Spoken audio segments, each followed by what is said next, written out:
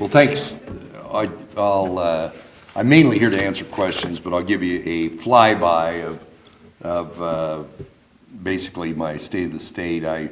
Yesterday I talked to the Boise Chamber and I told them that I never thought when I got into this line of work, either as lieutenant governor or governor, that in 1 year we could do what I've been calling the trifecta, which is record tax relief, record investments in education, and record infrastructure investments. We always, well, we can do one, but maybe not the other. And but this year, because of our revenue numbers and our good management and our surplus, we are literally able to do all of those and some more. In tax relief, there's about part of it's ongoing, which will lower the rate down to 6 and give, and that'll be permanent. And then the one time is a kind of a 2.0 what we did last year. Last year we rebated the taxpayers 9% of whatever they paid. This year it'll be 12%. And we're raising the minimum so that that the minimum is $75 instead of $50. So that'll be more people at the lower end will get to share in that rebate. And the tax bill has already been printed in the House. I'll have a hearing on it next week, and it's always a good sign when the chairman of the House committee and the Senate committee are both co-sponsors. So that's going well. We're on education. It's a very significant package we're doing, but it's actually a continuance of all the other things that I've done the last 3 years with my partners in the legislature, and that's enhancing literacy. We will, if they take my recommendation, and I have no reason to believe they won't, $47 million in ongoing literacy funding. That, the school districts over here can decide all-day kindergarten, reading coaches, summer reading programs, fill in the blank. We just want to get reading scores up for all these kids. And that's been a big goal of mine, but this is the first time that we've had adequate resources to really get it over the line. We raised starting teacher pay when I first started, and now the next logical thing, what do you do about veteran teachers? The legislature, the state board, the department, myself, we worked together and put in a different way of how we pay teachers, because the state sends money out to the districts, and that's the career ladder, which recognizes those veteran teachers. There was a 4-step career ladder. We were through the first 2, but because of our basically solvent fiscal position, we're able to do the next 2 steps. And that will mean teachers will get, almost all teachers will get on average over 10% pay raise this year. The other thing, we're doing $1,000 one-time bonuses because all the stress the teachers have had, and that's the right thing to do. But a real critical issue, and it's actually Representative Furness from over here, that we've been talking about it for years. And when Representative Furness showed up, he and I have been, and my staff have been talking about it, and the legislature. And I told Representative Furness, I said, well, let me do my literacy and let me do my career ladder. Well, we have the enviable position this year that we're also going to equalize health insurance. We pay about $14,000 per state employee, but we only put aside $8,000 for K-12 for teachers. Now, some districts provide better insurance, and some districts provide really not very good insurance, high deductibles, not near the coverage. This will elevate everybody, but what it really will help is the discrepancy that exists between some of the richer districts and some of the poorer districts by equalizing health insurance. And that's really critical if we're going to retain recruit and retain these really good teachers in these rural districts. The other thing we did, and it followed a program that I had in place last year of strong students, strong families, and this is empowering parents. $50 million is available to help parents have their kids at home. It's a little different than the program last year. Program last year was, it was first come, first serve, and the money vaporized really fast. We'll put a group of people today that'll make sure it gets scattered around the state and make sure it does the right things to help these kids out. Obviously, we put an increase in both higher education, community colleges, but a lot of our emphasis was on career technical education. The new building here for College of Eastern Idaho that Rick always comes and sees me about when he comes to Boise. It's a priority for the board, and we're going to fund that, which will really help a lot of the training that takes place at College of Eastern Idaho over here. I think that's part of that's a $10 million deal. And then there's the Workforce Development Council, and they work with employers all over the state. You know, what you need for the workforce here in Idaho Falls is different than you need in Lewiston. Obviously, here we'll be working with the lab and the college and the high schools to try and get some of those kids out to where they can walk out of high school and go have a good job at the lab or manufacturing or technology or whatever it is. On the road side of the issue, which was something that I'd worked on for a long time, as I chaired the Transportation Task Force for Governor Otter almost 10 years ago, and then I had another group that helped me, and we knew we had an unmet need in maintenance on both state highways and local roads. We are addressing that. Boise State did a study that kind of mirrored the study that we'd done when I chaired the task force, that we need about $250,000 to get caught up on maintenance. And so this year, I'm putting $200 million in ongoing maintenance, 60% for the state and 40% for locals, and then another $200 million for one-time bridge projects. I think the president today is talking about what his bill and Congress's bill did on roads, on bridges. We're going to do a lot more, and we didn't borrow the money and we didn't raise taxes for it here in Idaho compared to what, of course, the federal government, they just borrow it and put it on your credit card bill as right there in that column right there. But and there is going to be money coming from the feds, but it's only $72 million a year, where we're talking about putting 400 in. So that's the delta between this big infrastructure package from Congress and the administration compared to what we're doing, and it only goes on for 5 years. Obviously, there's a lot of money for broadband, federal dollars. We got a broadband committee that's making a lot of recommendations. Everybody over here knows the Ammon model.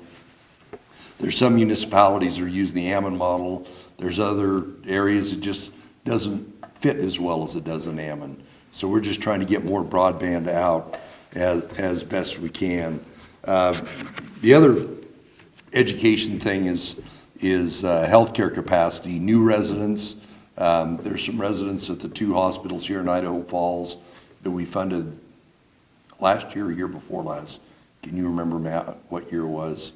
We put new residents over here. It was last year. Yeah, and but we continue to do all we can to help increase the supply of professionals, whether it be residents, whether it be nurses. We got a lot of money going to nursing all around the state. One of the other things that has been a real interest of mine, particularly recently, is behavioral health.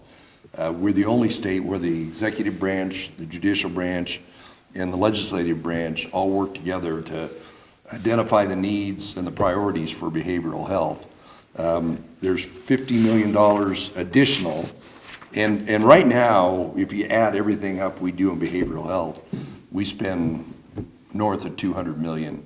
But they're kind of fragmented, and we're trying to make sure that we don't have any gaps. This 50 million will go 12 million for clinics, psychiatric treatment. There'll be money in psychiatric treatment. And last year we did residents, psychiatric residents last year. Youth crisis addressed that. And the recovery centers, there's one here.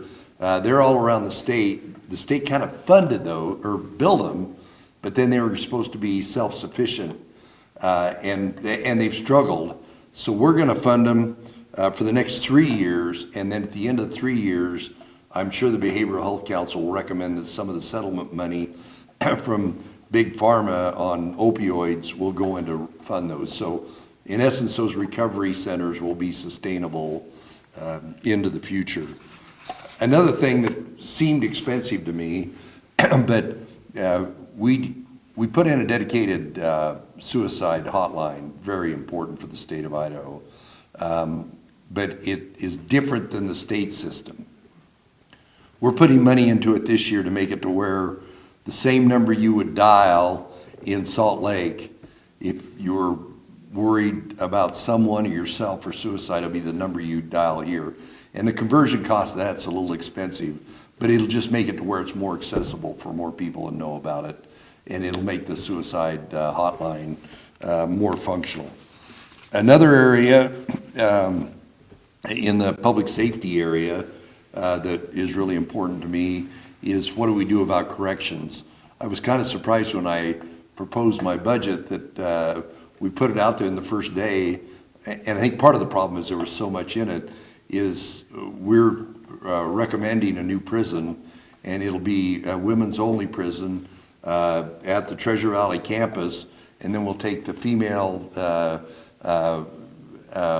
corrections people at Pocatello, move them up there, and then revamp the Pocatello facility. The net of this is there won't be any Idaho incarcerated population out of the state. They'll all be back in the state. And the other thing is they'll all have programs. So we'll really do corrections instead of just putting people in prison. That has a nexus to behavioral health, but it also has a nexus to safety and keeping people safe in Idaho. So we're just fortunate enough to be able to do all of those things this year, and we'll have a good new reentry center in Pocatello. One of the things that whether I'm here in Idaho Falls or anywhere else I always hear about is workforce housing and daycare. So after talking to mayors, as a matter of fact, Mayor Casper, we had her on the phone and we were talking to her. A lot of the mayors, a lot of the people that develop workforce housing, was we needed some gap financing.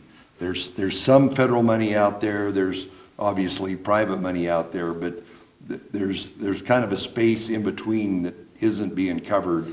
And so that's where that $50 million is going to go to try and build a lot of workforce housing. It will never be enough, I can guarantee that, but it will be significant enough that we believe it'll make a difference in the needs of workforce housing all over the state of Idaho. We'll put it out over the state of Idaho, but that's something you can't just snap your fingers and fix workforce housing. But all the money that's available for sewer, water, roads, and broadband, those will all allow a municipality, a city, a county, a community to increase housing. And if you increase housing, the price will come down. We all are keenly aware of when COVID hit, and even today here in this community with the schools being closed down, about what happens for daycare. It's really hard to run a daycare facility if one day you got kids there and the next day you don't. There's no long-term surety.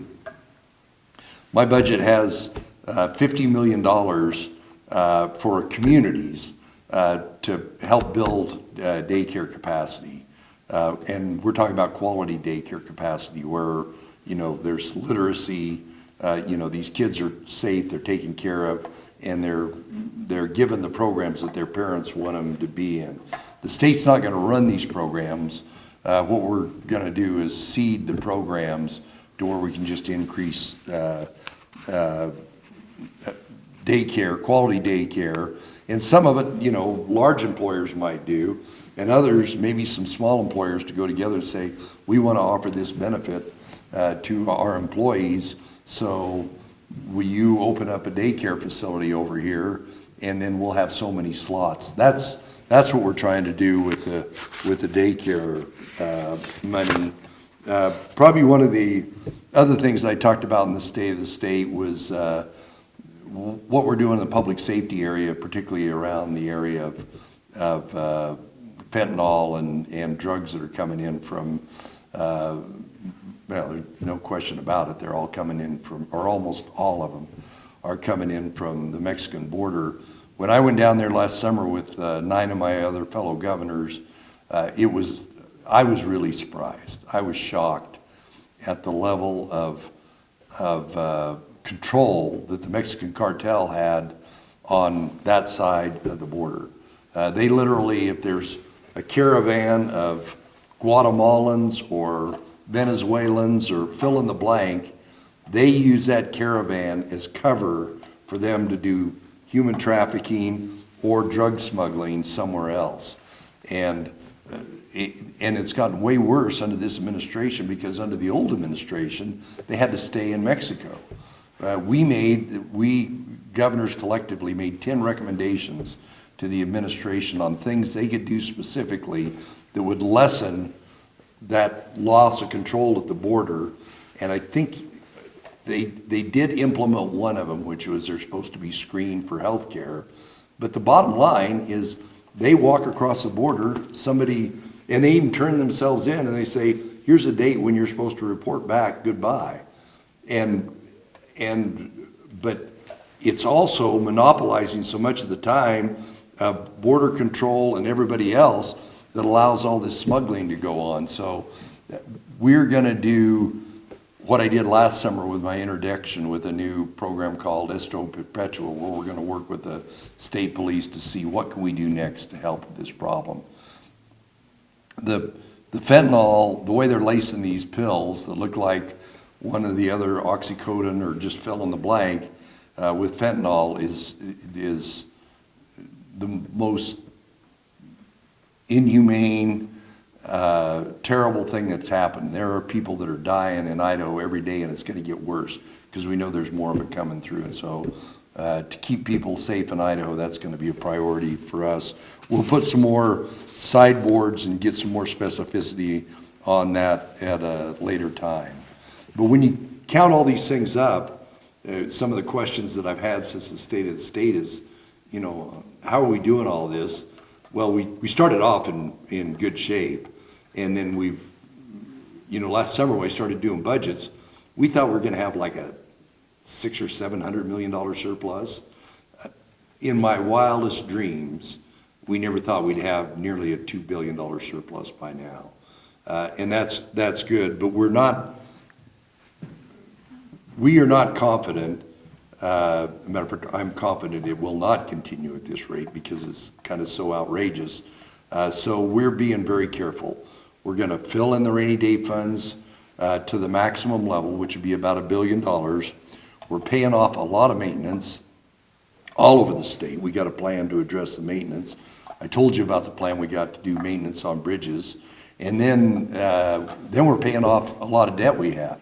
We've got a lot of bonding debt for buildings in the state, and we're going to pay off those bonds. The bottom line is we're going to be, if things slow down, and I just can't imagine that we're going to continue to, when we think there's going to be $1,000 in, that there's going to be $1,230 coming in, because we're 23% over what we anticipated. That is, if it keeps going, we'll do more of the same next time. but we're going to take care of education, we're going to take care of infrastructure, we're going to take care of, we're going to lower the tax rates, have a more competitive tax rate, and then all these other things. Emily, what have I missed? Of course, the tax package in total will be about $1.5 billion over 5 years when you lower that rate. Talked about corrections. Behavioral health, healthcare capacity, transportation. Oh, water. I'm the head of the Snake River. We got to talk about water. We're going to put about, well, there's $450 million, but a lot of that's federal money that's going to go into community water and sewer systems. But we're also going to put money in to recharge, which we do right out here on the Snake River Plain. And we've done kind of the easy, cheap stuff. Now the price of it gets a little harder because they're further away from a canal. There's head gates that are, it takes more money. So we're going to expand what we're doing to refill our incredible Snake River Plain, East Idaho aquifer. And then we're going to do some surface projects. We're going to do the Anderson Dam project on the Boise River. And there's 2 or 3 other projects, but we're going to address a lot of the water.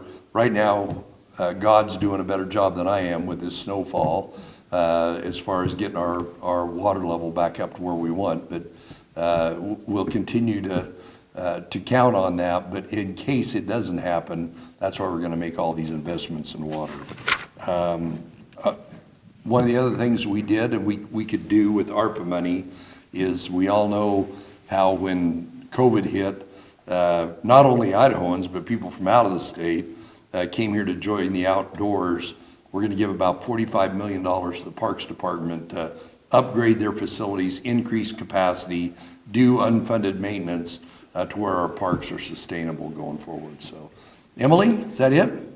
Yeah, we'll take a few questions, but first, if you wouldn't mind touching a little bit on the cybersecurity and election integrity. Oh, yeah. Well, of course, that's, which is, being that we're right here in Idaho Falls, where I cut my teeth on cybersecurity with the lab. The cybersecurity committee that I put together is, I remember when I first started doing it, I couldn't spell cybersecurity. It was, so much of what I learned from all the experts here at the lab. You never want to brag too much on cybersecurity because it seems like when you do brag about it, the next day somebody gets hacked. But I guarantee you the state of Idaho is more resilient today than they've ever been. But the threats continue to escalate logarithmically. When I first started doing cybersecurity, one of my sayings was, government often moves, or technology moves at the speed of Moore's law, which means it doubles every 18 months. Government sometimes moves the speed of molasses in January, and somehow we've got to straighten that out, and that's what the cybersecurity task force is doing, to where everything we have in the state, our energy grid, and what Emily was talking about is our election system's working pretty good in Idaho, but we shouldn't rest on our laurels. To make sure that people have confidence, we will look at the whole election process. We have paper ballots in Idaho, and that's a good thing, but there's some other things about election lists that we need to do. So we're going to scrub the whole election system from top to bottom to make sure that we don't have any loose ends in there that could, I think we can recover from them, but more importantly to me is that the people of Idaho have confidence when they vote that their vote's going to be fair, and that's why we're doing that. So, I get done with the list, Emily? All right. I think a big one, is there any concerns? I know there's a lot of conflict within the Republican Party as well. Is there any concerns that this budget could get stalled at some point during the session? Well, do you feel confident that it will go forward the way you hope? Harry, that's You were diplomatic about that question. You're always, but my staff and I, we briefed leadership, majority leadership, minority leadership, and we didn't do this budget in a vacuum.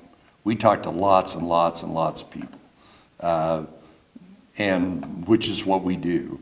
Members of the Joint Committee, members of the Germain Committees. So there's always going to be a detractor, and having once served in the legislature, to do your job, you always scrutinize what the executive branch brings there, and we welcome that. We believe we have a very, one of the things in Idaho that the Idaho legislature does very well, people can testify remotely, people have access to the hearings that are going on, people have access to the whole process. Our Transparency Idaho that Controller Wolf's in charge of, anybody can go out anytime and look on the internet and see where every single dollar in Idaho is spent. We have things in Idaho that a lot of other states don't have. There's always going to be critics. I understand that. I've been around long enough, and we will be responsive. If they've got questions, we'll answer their questions. But we believe that the velocity of my budget is going to be very helpful. And most of the feedback we've gotten, and you probably talked to them in the last week, has been pretty positive. There's questions. The insurance, school insurance is a good example. Representative Furness, I saw him yesterday, and he was very grateful. I don't think when I told him 2 years ago, after I do the career ladder, I'll do that, I don't know that he believed me, and so now I've got the evidence. So this basically is, we took 6 zeros off of this number and 3 zeros off of this one, and this is the difference between the federal government and Idaho. And the big deal is that, like I said, what they've done, they're spending more, particularly more than they're bringing in. They're accumulating new debt. They're adding to outstanding debt. They're not doing tax relief. They don't have a rainy day account, and they're not adding money to it. And we in almost every way are just almost the opposite of what the federal government's doing. And I'm a federalist person. I think that so much of these things, some of the money that's coming, I was the only governor that wrote a letter to Congress to say we don't need that. Now there's some other states that had a tougher deal. Now we're going to invest that money wisely because it goes to sewer, water, and some of those other things. But it's I don't know what these guys are going to do with this mess they got over there. But I know what we're going to do with this one over here. So. And so I know you probably can't answer this yet, but they do want me to ask: are you, I guess, kind of this whole trip across the state? I know you were in Twin earlier. Are you kind of gearing up towards making an announcement of who's going to run again? Well, every for the last 6-8 months, I just tell everybody you won't be surprised. And that's, people know who I am, but we do this every year up state to state. We go on a road trip and try and answer your questions about what's important. So, for the most part, it's standard operating procedure. And as Scott Bedke says, good policy is good politics. And it's a little hard to argue with what's taking place right here. And people say, well, if you give all this tax relief, what about X and what about Y? As I said when I first started, I can't believe that we can do it all at once. We can do the magnitude. 4 years ago, I said I'd like to get the income tax rate down to 6%. That's the bill that's in the House next week. I said I wanted to get veteran teachers fairly compensated. I wanted to get literacy done. Those are, and behavioral health's been something that's been real important to me. We're just very fortunate for a variety of reasons that we got a lot of revenue coming in. And because we didn't overspend before, I spoke last week and I said my predecessors, whether they be in the legislature, whether they be governors, were all pretty prudent. And it means when things, it's just like a business or a family. If they're not overspending and then things get better, they get to do lots of good new stuff. But if they're overspending, they got a problem. And we're not overspending, but he is. One other concern that some legislators or people around here are saying is that the surplus is too big and that it's just the state taking away from the everyday person. Well, What would you say to those that have that kind of feeling? I perhaps have heard that, but what's interesting is if you take our state product, the gross state product, and have we got it on the website, Emily, or somewhere? In essence, the percent of money out of the state budget that's going to government, even with all these things I just talked about, is going down and not up, because of the volume of the increase, and that's why we're doing record tax relief. We're giving some of it back in one time, just to be careful of where we are, and then we're doing some of it ongoing. So there's always going to be critics, and I understand that, but I'm very cognizant of the fact that this is a once in a lifetime, and we want to be very careful about what we do, but it's pretty hard to argue with giving some money back, cutting the rates, but doing all these investments. But at the same time, you're paying off maintenance, you're paying off bond debt, so that means in the out years, you're going to be in better shape than you ever were before. You know, people that have a windfall often pay off their mortgage. That's what a great deal to do. They pay off their car. That's what we're doing. We're doing the same thing that you would do if you had a good year, making sure you're fiscally prepared for the next crisis. You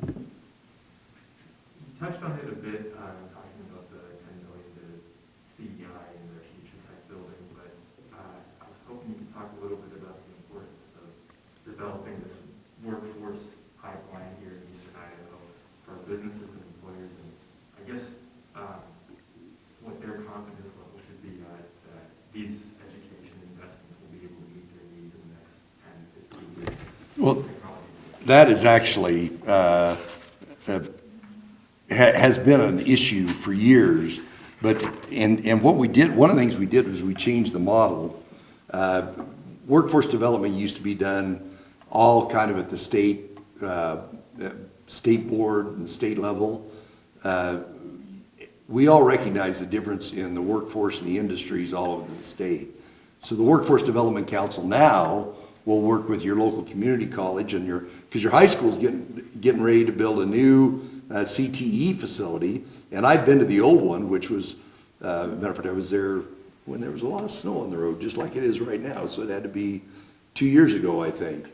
I remember it was just ice about that thick out in front of but they're doing their cybersecurity, engineering. So what we're doing with our workforce development money is making it available to the community and employers, and having employers work with College of Eastern Idaho and with the high schools, say, what do we need? You know, the lab's got a big, they've got a lot, of course they have to hire a lot of people every year, but they've got a big HR department. But some of these smaller employers are more challenged. So whether it's plumbers, HVAC, plumbers, whatever it is, we got to do that also.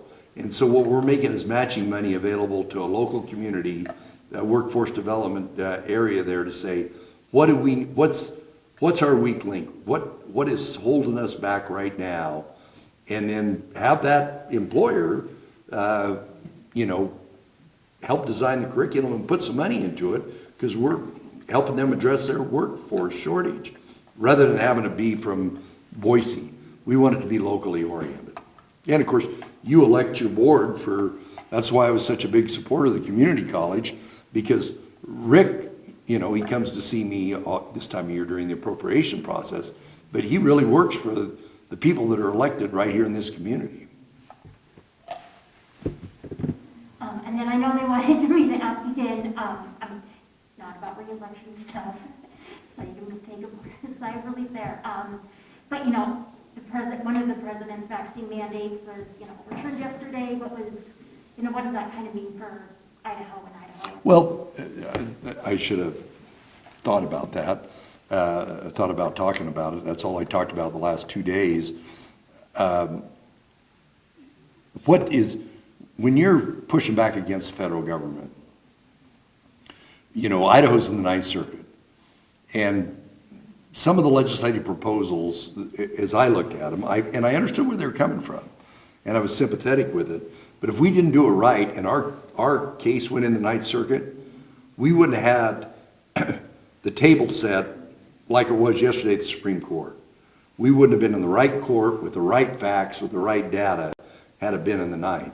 So rather than stomp our feet in Idaho and say, we're going to do something right here, the Attorney General and I worked with Attorney Generals, 20 some of them from all over the United States, made the right case, got in the right court, put the right data out there.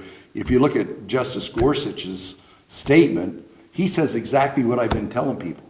The Occupational Safe and Health Act never envisioned the president using it to do a vaccine mandate on only a certain class of employers. When OSHA was first passed, nobody in this room is old enough to remember this, except me. George Hansen, who was our congressman from Pocatello, just railed against the Occupational Safe and Health Act. So I was kind of involved at that time and did quite a bit of research into it. When the president did this, I says, that is not authorized by Congress through OSHA.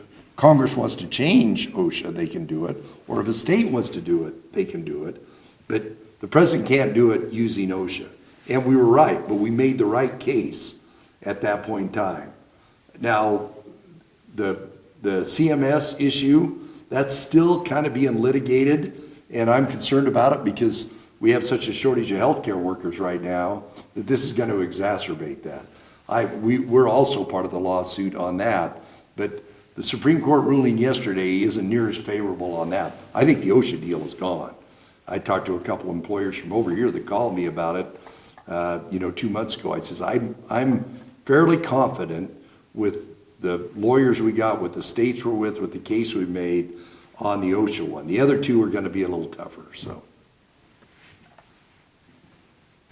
And we're still working on it.